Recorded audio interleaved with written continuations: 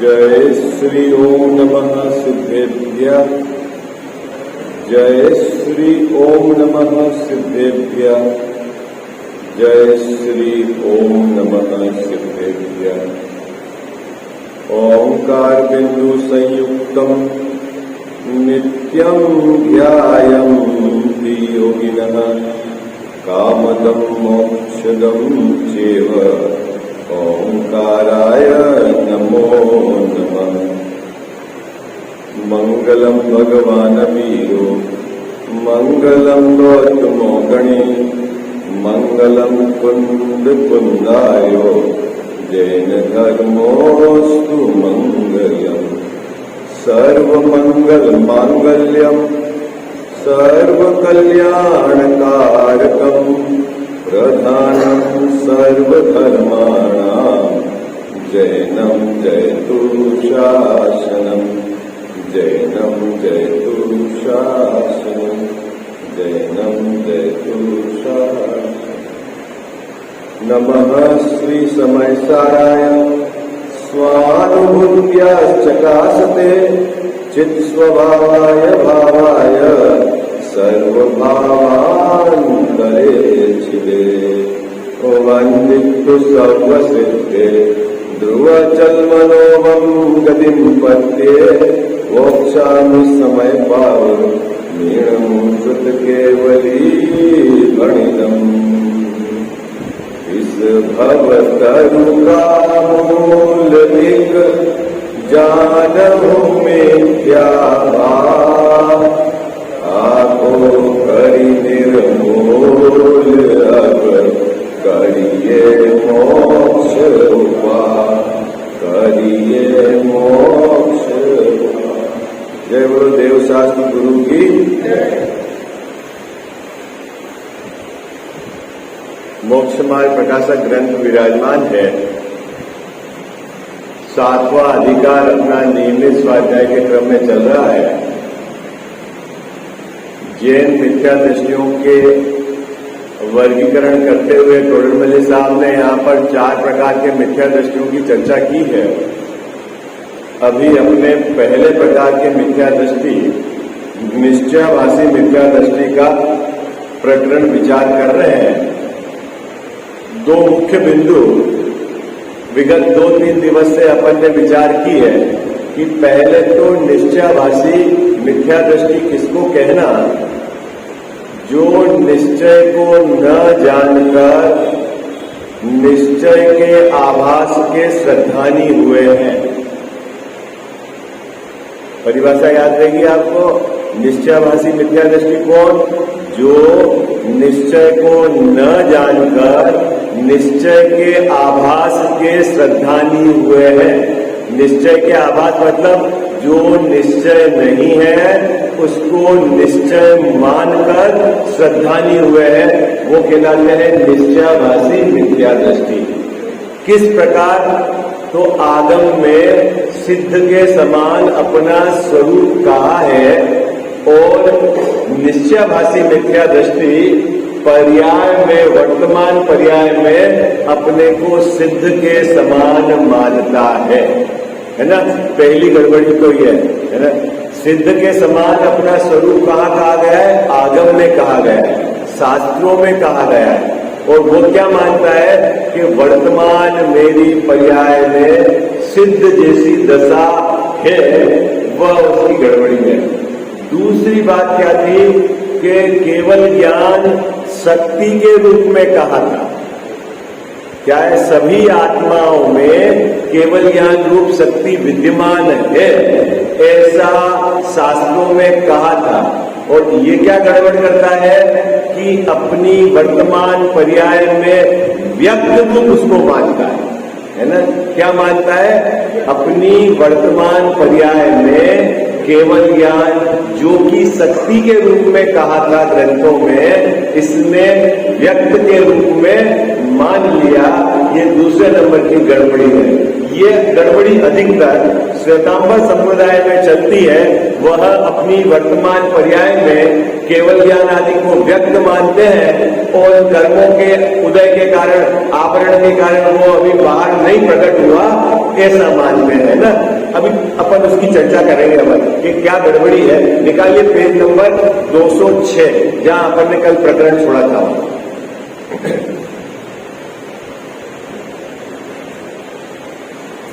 शास्त्रों में मिल गया, ग्रंथ सबके पास है ना।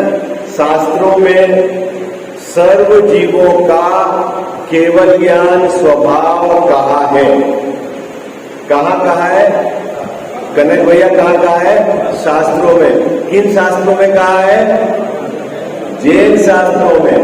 वो किसने कहे हैं? आचार्य परंपरा से प्राप्त है, केवली भगवान की दिव्य ध्वनि में आया है। क्या आया है? कि सर्व जीव केवल ज्ञान स्वभाव वाला है। ठीक है। अब केवल ज्ञान स्वभाव सब जीवों का कहा और यह बात दिव्य ध्वनि में आई, यह बात आचार्य परंपरा से अपने को प्राप्त है। इसका अर्थ क्या निकालना? इसका अर्थ क्या निकालना ये समझना है।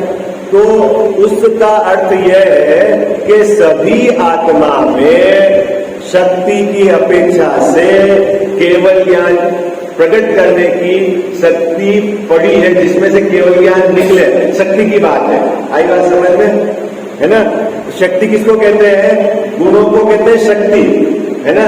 तो प्रत्येक आत्मा में ज्ञान गुण पड़ा हुआ है। पड़ा है कि नहीं पड़ा है? क्योंकि ये तो जीव का विशेष गुण है ना। क्या? ज्ञान गुण पड़ा है। अब केवल ज्ञान जब भी निकलेगा तो कहां से निकलेगा? अपनी पर्याय में जब भी केवल ज्ञान प्रकट होगा तो कहां से प्रकट होगा बाबू जी? कहां से प्रकट होगा? शक्ति में से व्यक्ति होगी। कहां से प्रकट होगा? फिर से, कहां से प्रकट होगा? शक्ति में से व्यक्ति होगी। पक्का? कहां से प्रकट होगा बाबू जी? केवल ज्ञान रूप जब भी पर्याय में व्यक्ति होगी तो कहां से व्यक्ति होगी? शक्ति में से व्यक्ति होगी। पक्का भैया? कहां से होगी? शक्ति में से व्यक्ति होगी। अब दिगंबर संप्रदाय में एक गड़बड़ है कि उस शक्ति को तो वह पूर्ण नहीं करता और व्यक्ति का कारण मानता है कि कर्म का क्षय होगा तो व्यक्ति होगी, या ये व्रतों को ग्रहण करूंगा तो व्यक्ति होगी। व्यक्ति कहां से होगी?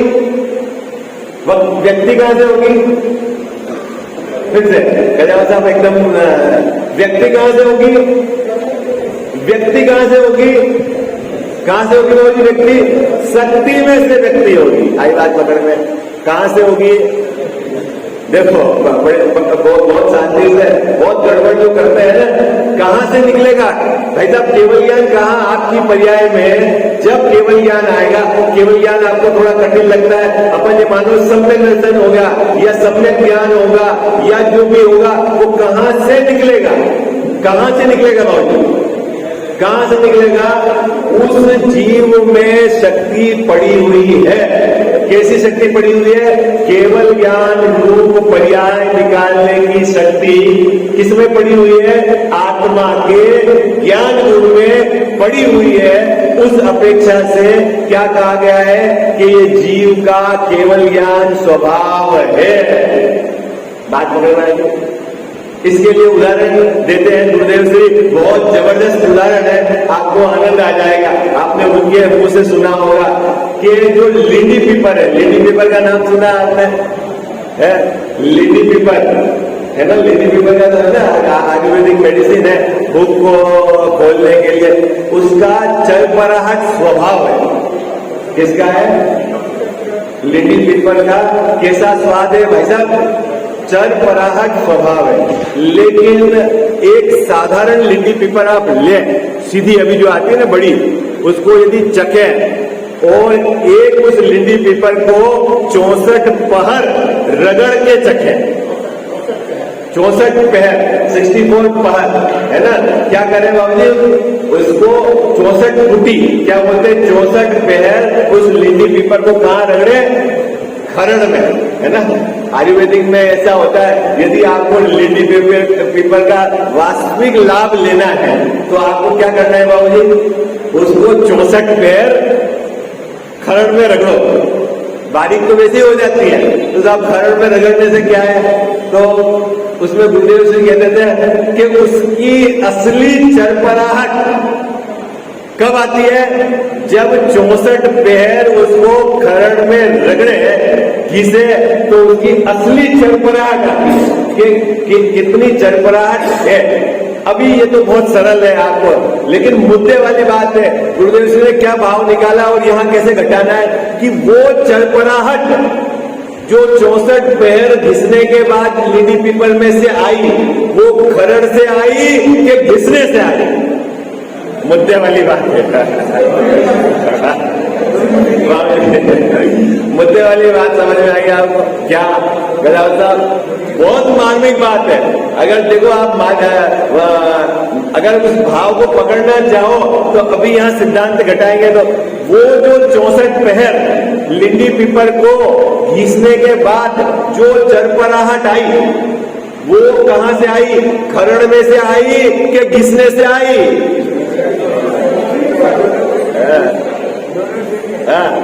अभी कजावत साहब कह रहे घिसने से आई, तो कजावत साहब को कहो कि सूट को 64 पैर घिसे और चरपराहट ले आवे, यार घिसने से आती है तो सूट उसको घिसो और चरपराहट ले आओ, घिसने से आती है ना चरपराहट घिसने से आती है ना। अरे छोड़ो, आप काली मिर्ची को घिसो 64 पैर, उसमें चरपराहट आएगी क्या, है, इलायची को घिसो, उसमें आएगी क्या चरपराहट, यदि घिसने से आती है तो सब में आनी चाहिए। बात पकड़ में आ रही है आपको, है नहीं, यही बात समझ में होता है। देखो फिर से कोई बात नहीं है ना, बहुत मार्मिक बात है, समझने योग्य बात है।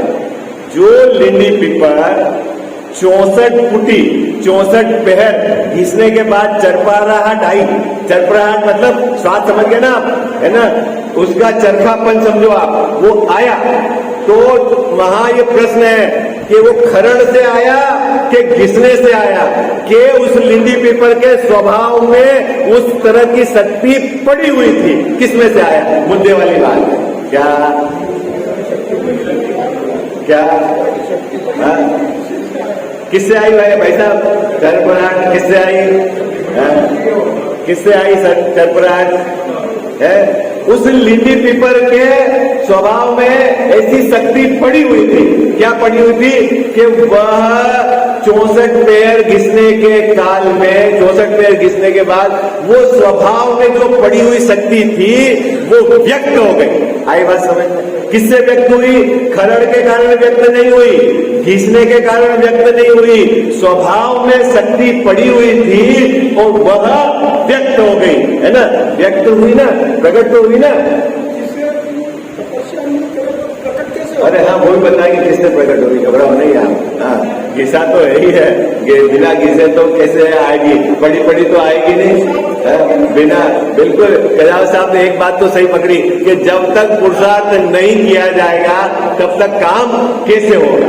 अब मुद्दा यह है कि पुरुषार्थ कहना किसको, अड़चन यहाँ है क्या, बिना पुरुषार्थ से, है ना, वहां वो काम नहीं होगा। घिसा ना आपने, वहां पर रगड़ने को पुरुषार्थ का, अब अपनी आत्मा में केवल ज्ञान प्रकट करने की, केवल ज्ञान की शक्ति पड़ी हुई है, ठीक है, पर्याय में व्यक्ति नहीं है। अगर पर्याय में जो भी व्यक्त माने वो तो पहले अपन निश्चयवादी मिथ्या दृष्टि पढ़ के आए, शक्ति पड़ी हुई है, शक्ति मतलब गुण रूप पड़ा हुआ है, ताकत पड़ी हुई है। अब वो जो व्यक्ति होती है, पर्याय में जब व्यक्ति होती है तो प्रश्न ये है कि निमित्तों के कारण हुई कि जो है ना, क्या बोलते, ज्ञानावरण कर्म का क्षय हो गया, तब प्रकट होगी कि आपने बाहर में व्रत को ग्रहण किया, तब प्रकट होगी कि किससे प्रकट होगी, ये बताओ, बोलो प्रकट किससे होगी, पुरुषार्थ से होगी। तो पुरुषार्थ क्या है? पुरुषार्थ क्या है ये बताओ आप। बिल्कुल बात है कि पुरुषार्थ से होगी। पुरुषार्थ कहना किसको है? तो कदावत साहब कह रहे हैं कि व्रत करने का नाम पुरुषार्थ है। तो भैया द्रविलिंगी ने कौन से कम व्रत किए? जो द्रविलिंगी मुनिराज है उनने कौन से कम व्रत किए हैं? महाव्रत को उन्होंने अंगीकार किया है, तो व्रत तो किए ना उन्होंने, और उनकी प्रकट नहीं हुई। इसका मतलब प्रकट होने का कोई दूसरा कारण है। बात पकड़ में आई आपको? अरे भाई फिर बाबूजी मैं जो बात पकड़ा रहा हूं वो पकड़ो आप बहुत शांति से। मैं क्या कह रहा हूं, आपने कहा कि व्रत करने से केवल ज्ञान प्रकट हो जाएगा, ठीक है, आपका ये कहना व्रत करना पुरुषार्थ है। अब अपना प्रश्न ये है कि जो द्रविलिंगी मुनिराज है जिनका आगम में वर्णन है कि उन्होंने बाहर में महाव्रतों को इस तरह से पाला कि उसमें अतिचार नहीं लगने दिया, तपस्या करी, कितने कोटि वर्ष तप तपे, ये शब्द बोले आपने। कोटि वर्ष समझे आप बाबूजी? कोटि वर्ष मतलब करोड़ों करोड़ों वर्ष तक तपे, करोड़ों भव में आपने तपस्या करी और कर्म कुछ नहीं कर रहे, तो फिर तपस्या से केवल ज्ञान कहां आया?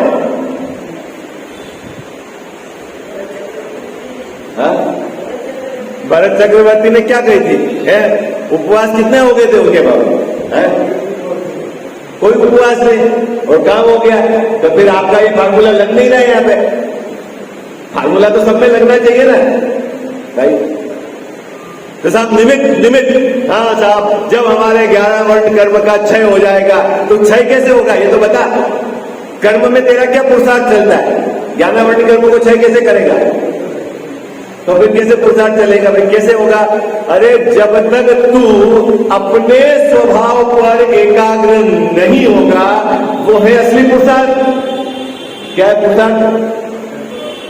पुरुषार्थ क्या है असली? क्या है जी असली पुरुषार्थ? जब तक ये जीव अपने स्वभाव में एकाग्र नहीं होगा, तब तक पर्याय में उस शक्ति की व्यक्ति नहीं होगी, वो है असली पुरुषार्थ। और जब वो अपने स्वभाव में एकाग्र होगा, तब उसके नियम से 11 वर्ण कर्म का क्षय होगा होगा होगा। और बाहर में जो होंगे संयोग, भले व्रत के होंगे तो सही, और नहीं व्रत होंगे तो भी चलेगा, केवल ज्ञान हो जाएगा। क्यों कि व्रत वालों के भी केवल ज्ञान हुए हैं और बिना तपस्या करने वालों के भी केवल ज्ञान हुए हैं। हुआ है ना? बोलो, भरत चक्रवर्ती के हुआ है तो कितने समय तक तपस्या करी बाबूजी? भाई आपको आदिनाथ भगवान का याद है, बाहुबली का याद है, और भरत चक्रवर्ती का है? उनके तो एक के तो बेल चढ़ा दिया आपने, इतनी तपस्या करी। और एक के बाबूजी दूसरे भाई क्या है? एक ही दिन खड़े हुए, काम हो गया। तो फिर किससे हुआ काम? किससे हुआ काम?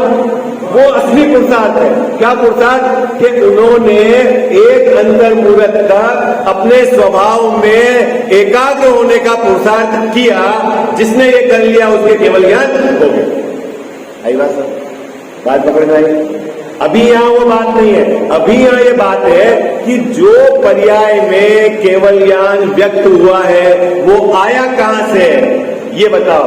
व्रत करने से आया कि कर्म के क्षय से आया कि तेरे में अंदर शक्ति पड़ी हुई थी उसमें से व्यक्ति हुई? कहां से? अंदर शक्ति पड़ी हुई थी तो अपने को आगम में जो बात कही है कि जीव का केवल ज्ञान स्वभाव है, तो अपने को क्या समझना कि शक्ति के रूप में वो कथन है, व्यक्ति नहीं है, अभी शक्ति के रूप में है। शक्ति के यदि योग्य पुरुषार्थ किया जाए तो पर्याय में व्यक्त हो जाएगा। कहां से व्यक्त होगा? अंदर शक्ति पड़ी हुई। आई बात? ये बात है, समझ में आ गई आपको? क्या क्या बाबूजी क्या लिखा हुआ है यहाँ पर? देखो क्या लिखा है शास्त्रों में, सर्व जीवों का केवल ज्ञान स्वभाव कहा है। मतलब सब जीवों की पर्याय में केवल ज्ञान प्रकट है ऐसा नहीं। तो क्या अर्थ है? इसका अर्थ यह है कि प्रत्येक जीव में शक्ति के रूप में, गुण के रूप में ज्ञान गुण विद्यमान है, ये कहना है। ठीक है, वह शक्ति अपेक्षा से कहा है क्योंकि सर्व जीवों में केवल ज्ञानादि रूप होने की शक्ति है। वर्तमान व्यक्तता तो व्यक्त होने पर ही कही जाएगी। अभी जब तक पर्याय में व्यक्त नहीं है तो नहीं कही जाएगी, और व्यक्त है तो कही जाएगी। अनंत भगवान के केवल ज्ञान में प्रकट है। केवल ज्ञान का अनंत भगवान ये भी जानते हैं कि मेरे कितने कर्मों का क्षय हुआ है और कितने का नहीं हुआ है। जानते कि नहीं जानते? जानते हैं ना। उनके कर्म उनको तो दिखते हैं ना, अपने को तो कर्म नहीं दिखते। अनंत भगवान को तो दिखते हैं ना, मेरे 4 कर्मों का क्षय होना बाकी है, 4 का क्षय हो गया है। दिखते हैं कि नहीं दिखते उनको? दिखते हैं ना। अभी प्रश्न है कि वो जो 4 कर्मों का क्षय हुआ है या केवल ज्ञान जो प्रकट हुआ है, जैसा वो कहां से निकल के आया? केवल ज्ञान व्रत उपवास से निकल के आया कि बाहर में नग्न पना थी उससे निकल के आया? किससे निकल के आया? तो बोले वो आत्मा में ज्ञान गुण है ना, वो ताकत पड़ी हुई थी केवल ज्ञान की, वहां से केवल ज्ञान निकला है। आई बात? कहां से निकला केवल ज्ञान? अपने को अपनी शक्ति का भान जब तक नहीं है तब तक काम नहीं होगा। मुंगेश जी भाई साहब, कहां से निकलेगा केवल ज्ञान? अनशन करने से निकलेगा कि उद्बोधन करने से निकलेगा? बोलो, घर छोड़ने से निकलेगा कि कहां से निकलेगा? अरे निकलेगा जहां शक्ति पड़ी हुई है वहां से निकलेगा। कहां पड़ी हुई शक्ति? इस जीव के स्वभाव में पड़ी हुई है, वहां से केवल ज्ञान निकलेगा। और जो जीव ये मानता है कि निमित्तों के कारण निकलेगा, देवशास्त्र का निमित्त मिल गया तो मेरे केवल ज्ञान निकल जाएगा, कोई बोलता है मैं व्रत उपवास करूंगा तो मेरे केवल ज्ञान निकल जाएगा, उसे अभी खबर ही नहीं है कि शक्ति कहां पड़ी हुई है। तो साहब निमित्तों से काम नहीं होता बाबू जी, पंचदृष्टि भगवान से काम नहीं होता। अरे काम हो जाता तो मारीच का काम हो जाना था ना।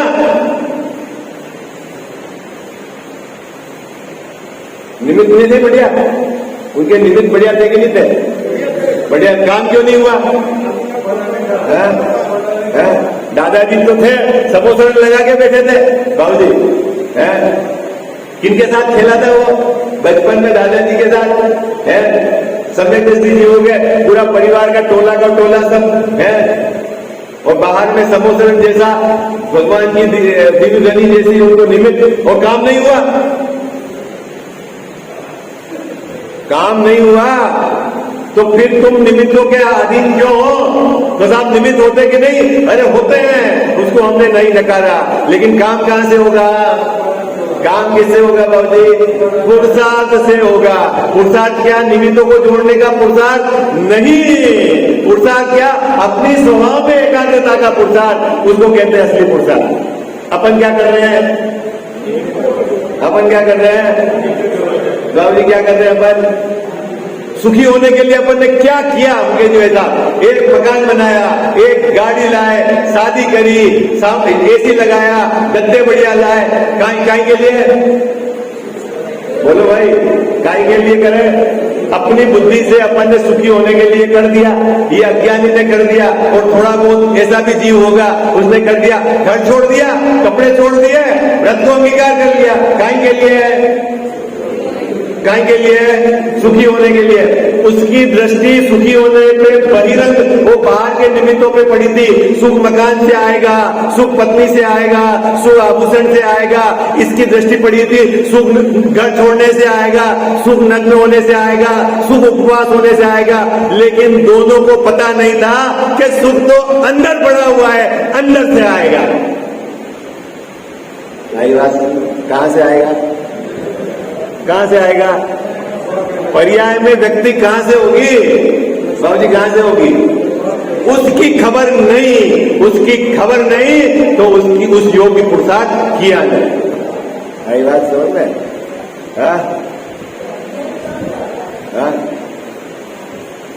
उसको नहीं जानना, उसको नहीं स्वीकारना, उसी का नाम अज्ञान है।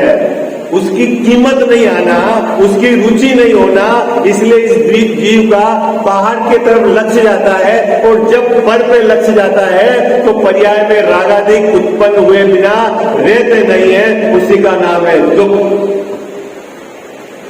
बात पकड़ में आई? मुकेश भाई साहब, बात पकड़ में आई? गड़बड़ी दोनों की हुई है, घर में रहने वालों की भी गड़बड़ी है और घर छोड़ दिया उनके भी गड़बड़ी है। क्या गड़बड़ी है? कि उन्होंने निमित्तों से काम माना। किससे काम माना? निमित्तों से काम माना, मंद कसाय से काम माना, लेकिन अकसाय स्वभाव अंदर में जो ताकत पड़ी हुई थी उसको श्रद्धा नहीं थी, इसलिए आज तक काम हुआ नहीं।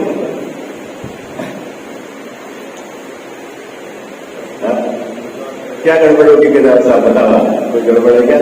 बात आचार्य देव की बात में कुछ बात पकड़ा। कहां से चरपराहट है? चरपराहट जो आई लिली पीपल में, कहां से आई? कहां से आई? यदि लिली पीपल में शक्ति नहीं हो अंदर, तो कभी भी चरपराहट रूप व्यक्ति नहीं हो सकती। घीसने से नहीं आई, खरड़ से नहीं आई बात कहां से आई? अंदर से आई। ये कह रहे हैं पहले व्यक्तता नहीं थी, अब व्यक्तता हो गई, लेकिन कहां से आई? अंदर से आई। उसी बात को बतलाने के लिए शास्त्रों में ये कहा था कि सर्व जीव का केवल ज्ञान स्वभाव है। उसका अर्थ क्या समझना है? कि प्रत्येक जीव में शक्ति के रूप में वह पड़ा हुआ है, लेकिन पर्याय में अभी व्यक्त नहीं है, तो इसके व्यक्त नहीं है। लेकिन जो अभी पर्याय में भी व्यक्त माने वह मिथ्या दृष्टि है। अब वो व्यक्त कैसे मानता है? अपने दिगंबर संप्रदाय में भी गड़बड़ करते हैं और श्वेतांबर संप्रदाय में भी गड़बड़ करते हैं। वो ये मानते हैं कि आत्मा के प्रदेशों में केवल ज्ञान तो व्यक्त है, लेकिन ज्ञानावरण कर्म का जो उदय है, इसके कारण उस पर आवरण गिर गया, और आवरण गिर गया इसलिए बाहर रोशनी कम आ रही। क्या मानते हैं?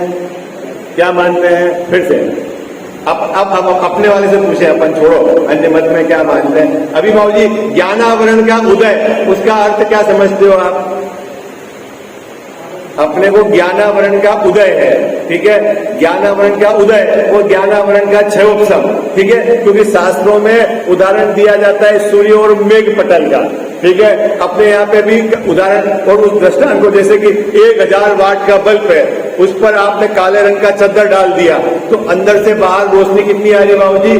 थोड़ी सी आ रही है। तो ऐसा समझाते हैं कि ये जो चद्दर डला है वो तो है आवरण, ठीक है, जो रोशनी बाहर आ रही है वो क्षयोपशम, और अंदर 1000 वाट का बल्ब जल रहा है वो पर्याय में व्यक्त है। ऐसा मानते हैं कि केवल ज्ञान हमारे प्रदेशों में व्यक्त है, ऊपर से आवरण ढका हुआ है, और जो थोड़ी सी लाइट निकल रही है वो मति ज्ञान शुद्ध ज्ञान रूप हमारी व्यक्तता है। ऐसा है नहीं। फिर बात पकड़ में आई क्या? बात पकड़ में आई आपको? क्या गड़बड़ी हुई? अब मेरा प्रश्न है कि ज्ञानावरण किसको कहते हैं? ज्ञानावरण का उदय किसको कहते हैं? ज्ञान में आवरण हो गया। कौन से ज्ञान में आवरण हो गया? भाई अंदर जो स्वभाव पड़ा है उसमें तो आवरण का सवाल नहीं, वो तो नित्य है, उसमें तो क्या आवरण। और पर्याय में आवरण हो गया है, तो आवरण हो गया तो कैसे आवरण हो गया? तो उसका जनरली ऐसा मानते हैं कि जो अंदर ताकत है उसके ऊपर किसी ने ढक दिया तो ताकत थोड़ी सी व्यक्त हुई, ऐसा मानते हैं। ऐसा है नहीं। हाँ भाई, कैसे आवरण हो गया? हाँ, बहुत सुंदर। अभी बात पकड़ में आ गई क्या? ऐसा मत मानना कि अंदर तो बल्ब जल रहा है केवल ज्ञान, और ऊपर से कर्म के कारण आवरण हो गया, और फिर थोड़ी सी जो रोशनी आ रही वो तो क्षयोपशम, और जो आवरण हो गया वो आवरण, और अंदर पूरा का पूरा व्यक्त रूप पड़ा हुआ है। ऐसा नहीं है। खूब जीव ऐसा मानते हैं, क्योंकि शब्द ऐसा है ना, आवरण। क्या है शब्द? कैसा है? ज्ञानावरण। ज्ञानावरण के उदय से क्या होता है कि ज्ञान में आवरण पड़ जाता है। तो ज्ञान में आवरण पड़ जाता है, इसका मतलब क्या है? ज्ञान में आवरण पड़ जाता है मतलब क्या है? ज्ञान का उस समय व्यक्त नहीं होना, उसी का नाम कहते हैं कि निमित्त रूप से ज्ञान का आवरण है। आई बात समझ? करता कुछ भी नहीं है निमित्त, उस पर्याय की अपनी स्वयं की उसकी योग्यता है उस काल ऐसे होने की।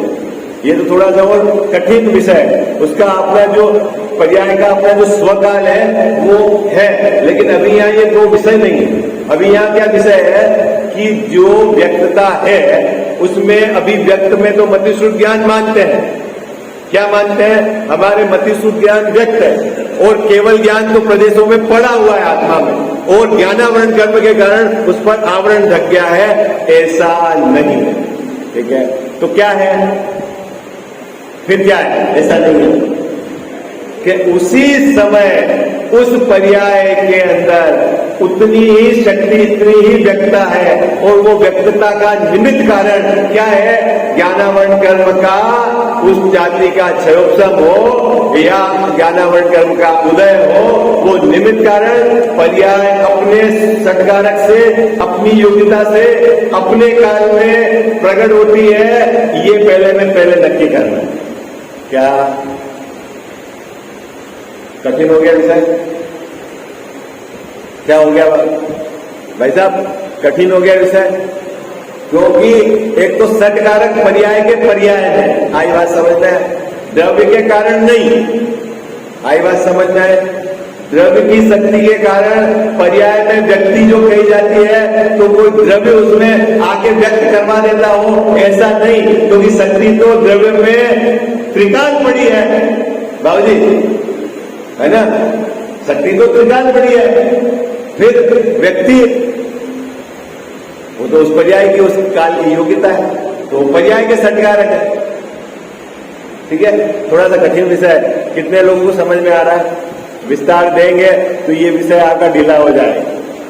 क्या उसको सटकारक का विस्तार देंगे तो ये विषय, यहाँ का विषय, यहाँ ये कहना है कि केवल ज्ञान पर्याय में प्रकट नहीं है तो कर्म का निमित्त कैसे घटाना? कि कर्म के निमित्त में उस पर्याय की उस रूप योग्यता प्रकट होने की नहीं हुई है, उसी को कहा है कि कर्म का निमित्त। कर्म तो कर्म में पड़ा हुआ है, पर्याय अपनी योग्यता से है, स्वभाव परिपूर्ण पड़ा हुआ है। ये बराबर अपने को समझना है। ठीक है, देखो ये बात यहाँ पर समझाइए, थोड़े मिल निकालिए। पहले पैराग्राफ तो आपको समझ में आ गया ना? कोई ऐसा मानता है आत्मा के प्रदेशों में तो केवल ज्ञान ही है। क्या मानता है अजित भैया? क्या मानता है? आत्मा के प्रदेश है ना, अपने जो असंख्यात प्रदेश है उसमें क्या है? केवल ज्ञान पड़ा हुआ है, व्यक्त है। तो फिर अभी बाहर तो दिख नहीं रहा है, अभी तो हमारे को बाहर को मतिश्रुत ज्ञान है। तो कह रहे हैं, क्यों बताते हैं? अभी आपको ज्ञानावरण कर्म का है ना, वो उदय है, इसलिए उस पर आवरण ढका हुआ है। केवल ज्ञान व्यक्त है, उस पर आवरण ढका हुआ है, इसीलिए आपको थोड़ी सी रोशनी, लाइट बाहर आ रही है, उसको कहते हैं क्षयोपशम। वो मति ज्ञान और शुद्ध ज्ञान आपको क्षयोपशम है। क्या ऐसा कहते हैं कितने ही लोग? अभी उनसे पूछते हैं टोटल मल्ली साहब कि केवल ज्ञान अगर व्यक्त है और आवरण पढ़ने से वो नहीं जाने, तो केवल ज्ञान तो वज्र पटल का आवरण हो तो भी जान जाता है, उसकी तो क्या महिमा है? केवल ज्ञान की क्या महिमा है? आई बात कठिन तो नहीं हो गया? पैराग्राफ कठिन समझ में तो आ रहा है आपको? कहाँ चल रही है व्यक्ति और शक्ति की बात? राव जी, शक्ति की और व्यक्ति की बात कहाँ चल रही है? आत्मा में चल रही है। आत्मा में दो विभाजन किए, एक द्रव्य स्वभाव गुण शक्ति की तरफ से बात करी, एक पर्याय स्वभाव, उसकी बात। तो पर्याय स्वभाव में तो अभी व्यक्ति नहीं है, हमारी पर्याय में अभी व्यक्ति नहीं है। व्यक्ति क्या है? मतिश्रुत ज्ञान है हमारा, मतिश्रुत ज्ञान है।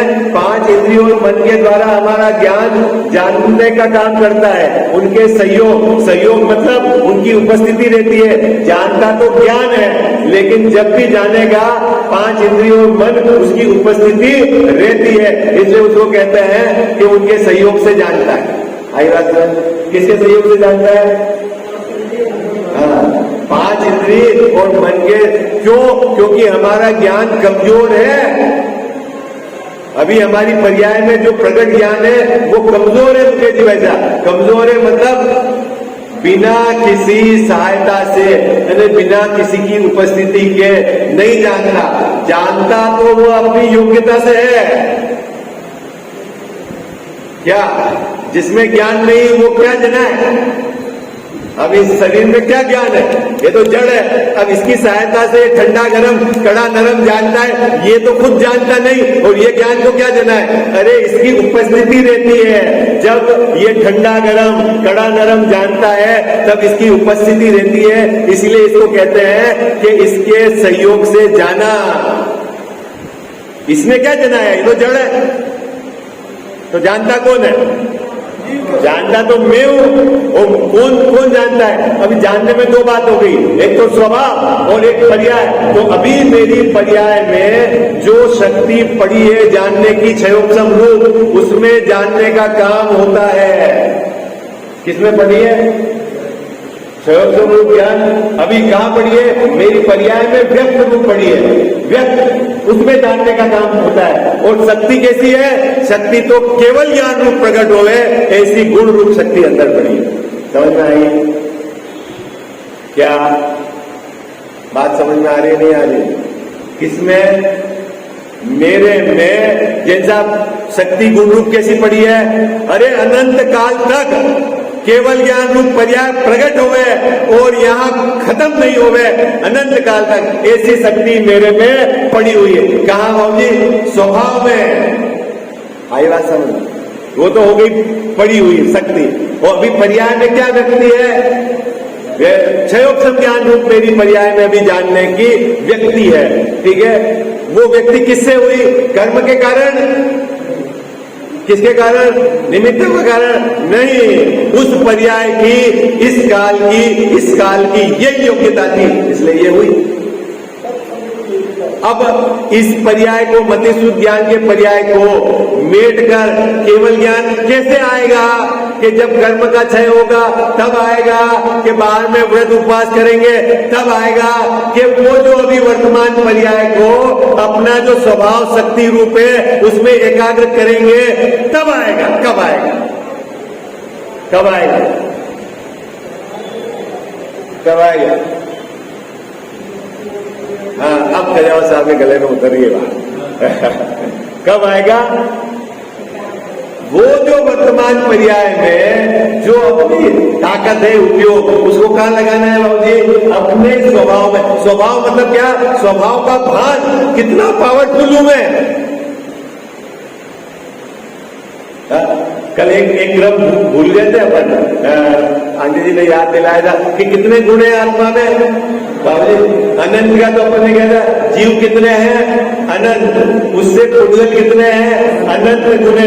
तो उनका बोले अनंत अनंत। और पुद्गल से अनंत गुणे कितने हैं? आकाश के प्रदेश, और आकाश के प्रदेश से अनंत गुणे कितने कौन है? 3 काल के समय, और 3 काल के समय से अनंत कितने आत्मा में? एक आत्मा में गुण भरे हुए हैं। किस आत्मा में बाबूजी? मेरे में।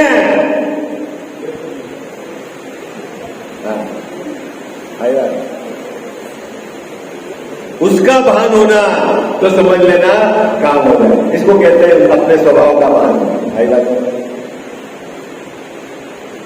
हाँ जी या ना जी? कुछ बात पकड़ में आ रही है आपको? अरे हाँ जी या ना जी? देखो पढ़ते हैं पैराग्राफ, है ना? अपना समय हो गया, फिर इस पर कल बात। बहुत गड़बड़ मत करना, है ना? प्रदेशों में केवल ज्ञान व्यक्त नहीं है। आवरण इसका मतलब कोई कपड़ा ढका हुआ नहीं है। आवरण मतलब ये कि उधर निमित्त और इधर उसकी उस रूप होने की अपनी स्वयं से योग्यता, इन दोनों का एक होना, इसको कहना आवरण। इसको बोलते हैं निमित्त। आवरण ऐसा नहीं कि ऊपर से कपड़ा ढक दिया, है ना? ये देखो पढ़ते हैं। कोई ऐसा मानता है कि आत्मा के प्रदेशों में तो केवल ज्ञान ही है, ऊपर आवरण होने से प्रकट नहीं होता, सो यह भ्रम है। यदि केवल ज्ञान हो तो वज्र पटल आदि आड़े आने पर भी वस्तु को जानता है। कर्म आड़े आने पर वह कैसे अटकेगा? इसीलिए कर्म के निमित्त से केवल ज्ञान का अभाव ही है। कहां अभाव है भाई साहब? पर्याय में, कर्म के निमित्त से केवल ज्ञान का अभाव ही है, और शक्ति के रूप में सदैव सद्भाव ही है। यदि इसका सर्वथा सद्भाव रहता तो इसे पारिणामिक भाव कहते, परंतु यह तो क्षायिक भाव है। सर्वभेद जिसमें गर्भित है, ऐसा चैतन्य भाव जो पारिणामिक भाव है, इसकी अनेक अवस्थाएं मति ज्ञानादिक रूप व केवल ज्ञानादिक रूप है, सो यह पारिणामिक भाव नहीं है, इसीलिए केवल ज्ञान का सर्वदा सद्भाव नहीं मानता।